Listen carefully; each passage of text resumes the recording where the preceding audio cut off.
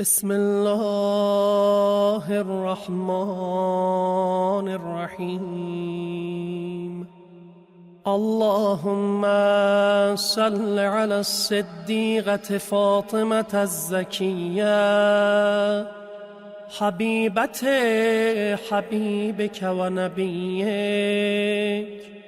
وأم أحبائك وأصفيائك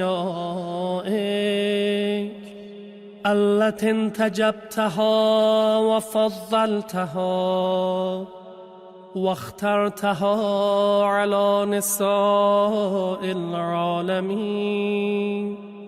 اللهم كن الطالب لها ممن ظلمها واستخف بحقها، وكن الثائر اللهم بدم أولادها.